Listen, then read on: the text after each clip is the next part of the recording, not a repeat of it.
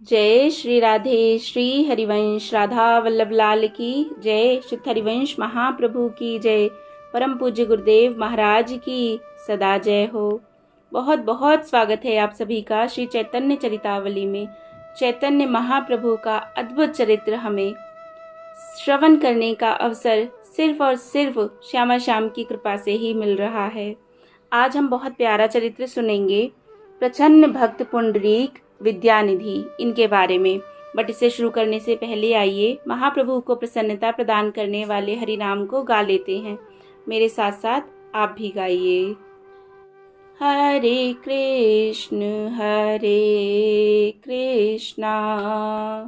कृष्णा कृष्ण हरे हरे, हरे राम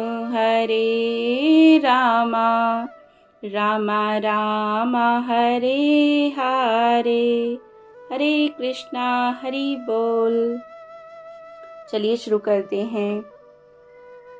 तदश्रम सारम हृदयम बतेदम यद ग्रहामाणैर हरि नाम ध्येयः न विक्रियेतात यदा विकारो नेत्रे जलम गात्रु हेषु हर्षः।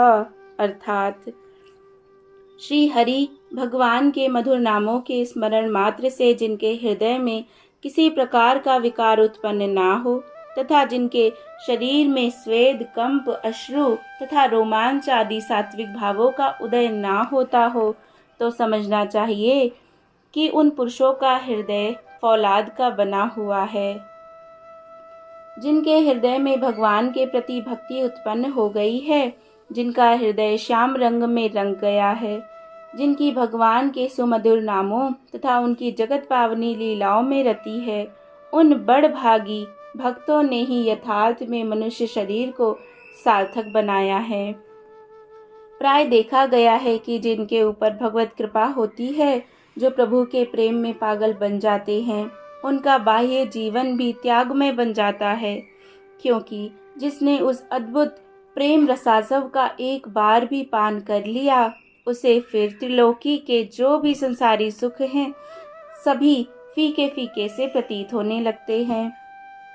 संसारी सुखों में तो मनुष्य तभी तक सुखानुभव करता है जब तक उसे असली सुख का पता नहीं चलता। जिसने एक क्षण को भी सुख स्वरूप प्रेम देव के दर्शन कर लिए हों, फिर उसके लिए सभी संसारी पदार्थ तुच्छ से दिखाई देने लगेंगे। इसीलिए प्राय देखा गया है कि परमार्थ के पथिक भगवत भक्तों तथा ज्ञाननिष्ठ साधकों का जीवन सदा त्याग में ही होता है।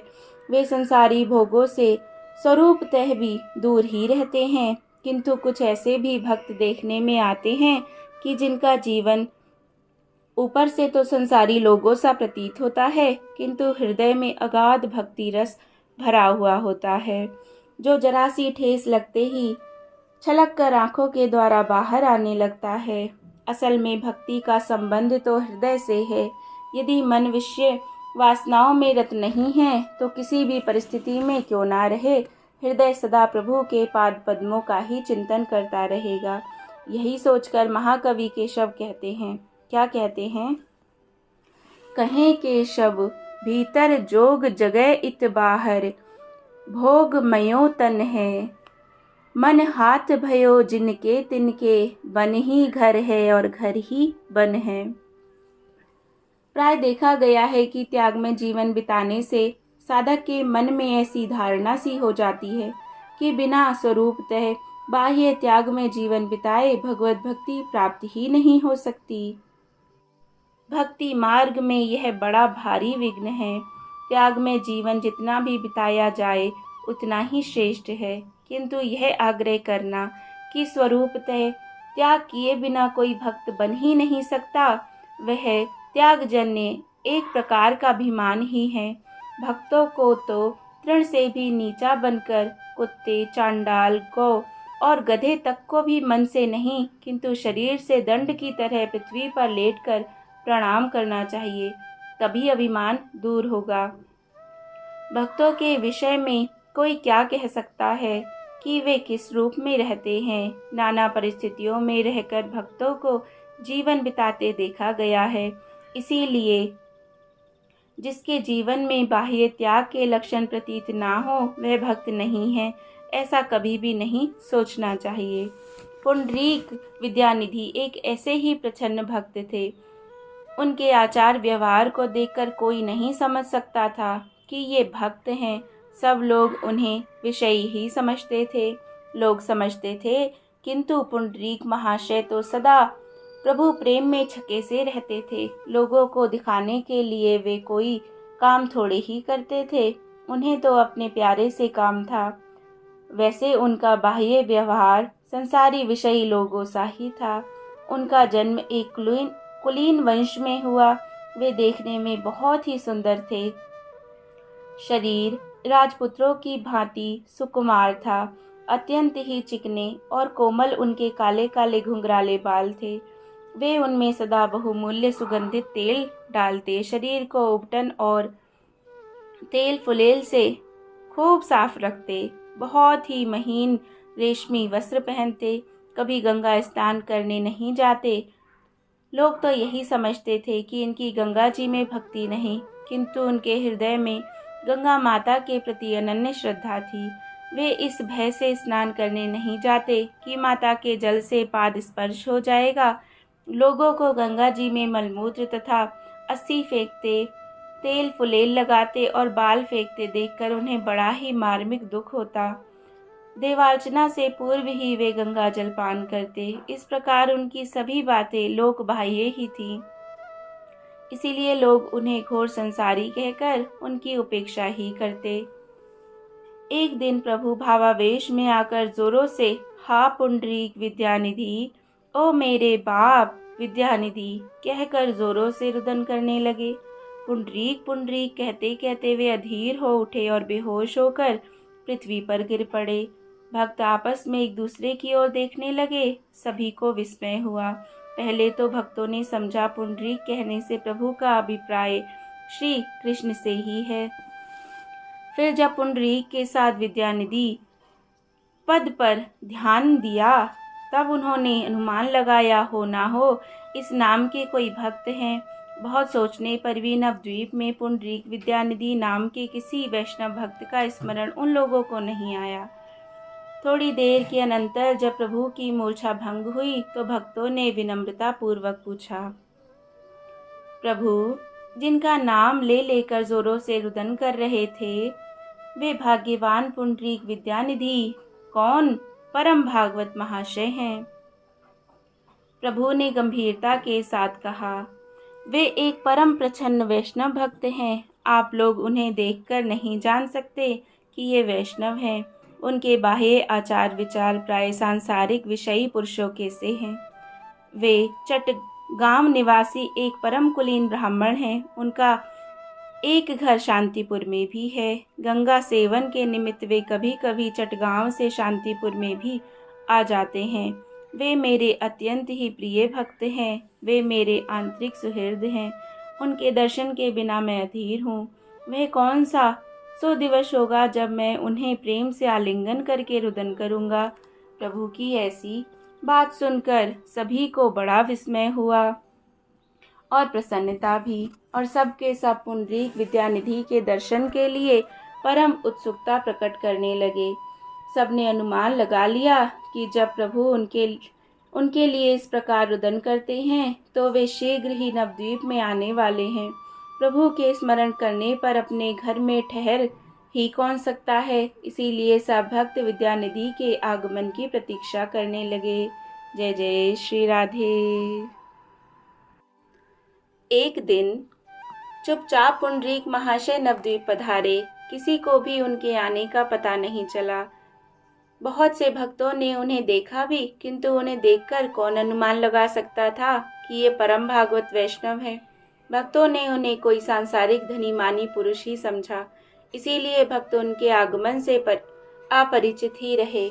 पाठकों को मुकुंद दत्त का नाम स्मरण ही होगा। ये चटगांव निवासी एक परम भागवत वैष्णव विद्यार्थी थे। इनका कंठ बड़ा ही सुमधुर था।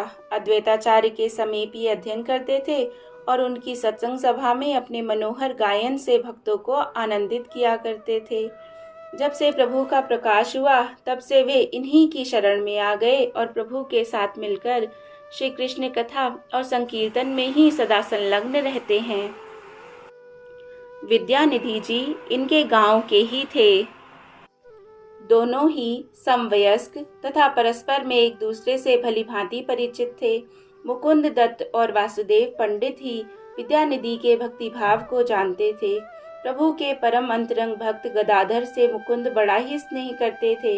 इसीलिए एक दिन एकांत में उनसे बोले, गदाधर, आजकल नवद्वीप में एक परम भागवत वैष्णव ठहरे हुए हैं, चलो उनके दर्शन कर आवे। प्रसन्नता प्रकट करते हुए गदाधर ने कहा, वाह, इससे बढ़कर और अच्छी बात क्या हो सकती है। भगवत भक्तों के दर्शन तो भगवान के समान ही हैं। अवश्य चलिए, जिनकी आप प्रशंसा करते हैं वे कोई महान ही भागवत वैष्णव होंगे। यह कहकर दोनों मित्र विद्यानिधि के समीप चल दिए। विद्यानिधि नवद्वीप के एक सुंदर भवन में ठहरे हुए थे। उनका रहने का स्थान खूब साफ था। उसमें एक बहुत ही बढ़िया शैया पड़ी हुई थी। उसके चारों ओर व्याघ्र मुख की भांति कई मूल्यवान धातुओं के बने हुए थे। उसके ऊपर बड़ा ही सुकोमल बिस्तर बिछा था। पुंडरीक महाशय स्नान ध्यान से निवृत्त होकर उस शैया पर आधे लेटे हुए थे। उनके विस्मित ललाट पर सुंदर सुगंधित चंदन लगा था। बीच में एक बड़ी ही बढ़िया लाल बिंदी लगी थी। सिर के घुंघराले बाल बढ़िया बढ़िया सुगंधित तेल डालकर विचित्र ही भांति से सजाए थे। कई प्रकार के मसालेदार पान को वे धीरे धीरे चबा रहे थे। पान की लाली से उनके कोमल पल्लवों के समान दोनों अरुण अधर और भी अधिक लाल हो गए थे। सामने 2 पीकदान रखे थे और भी बहुत से बहुमूल्य सुंदर बर्तन इधर उधर रखे थे। 2 नौकर मयूर पिच्छ के कोमल पंखों से उनको हवा कर रहे थे। देखने में बिल्कुल राजकुमार से ही मालूम पड़ते थे। गदाधर को साथ लिए हुए मुकुंद दत्त उनके समीप पहुंचे। दोनों ही उन्हें प्रणाम करके उनके बताए हुए आसन पर बैठ गए। मुकुंद दत्त के आगमन से प्रसन्नता प्रकट करते हुए पुंडरीक महाशय कहने लगे, आज तो बड़ा ही शुभ दिन है, आपके दर्शन हुए। आप नवद्वीप में ही हैं, इसका मुझे पता तो था, किंतु आपसे अभी तक भेंट नहीं हो सकी। आपसे भेंट करने की बात सोच ही रहा था, सो आपने स्वयं ही दर्शन दिए। आपके जो ये साथी हैं, इनका परिचय दीजिए। मुकुंद दत्त ने शिष्टाचार प्रदर्शित करते हुए गदाधर का परिचय दिया। ये परम भागवत वैष्णव हैं। बाल्यकाल से ही संसारी विषयों से एकदम विरक्त हैं। आप मिश्र वंशा तम पंडित माधव जी के पुत्र हैं और महाप्रभु के परम कृपा पात्र भक्तों में से प्रधान अंतरंग भक्त हैं। गदाधर की प्रशंसा सुनकर पुंडरीक महाशय ने परम प्रसन्नता प्रकट करते हुए कहा, आपके कारण इनके भी दर्शन हो गए। इतना कहकर विद्यानिधि महाशय मुस्कुराने लगे। गदाधर तो जन्म से ही विरक्त थे। वे पुंडरीक महाशय के रहन सहन और ठाट बाट को देखकर विस्मित से हो गए। उन्हें संदेह होने लगा कि ऐसी विषयी मनुष्य किस प्रकार भगवत भक्त हो सकता है, जो सदा विषय सेवन में ही निमग्न रहता है। वह भगवत भक्ति कर ही कैसे सकता है। मुकुंद दत्त श्री गदाधर के मनोभाव को ताड़ गए। इसीलिए उन्होंने पुंडरीक महाशय के भीतरी भावों को प्रकट कराने के निमित्त श्री मद् भागवत के 2 बड़े ही मार्मिक श्लोकों का अपने सुकोमल कंठ से स्वर और लय के साथ धीरे धीरे गायन किया। उसमें परम व्याकुल श्री कृष्ण की अहेतु की कृपा का बड़ा ही मार्मिक वर्णन है। वे श्लोक संपूर्ण भागवत के 2 परम उज्ज्वल रत्न समझे जाते हैं। वे श्लोक हैं,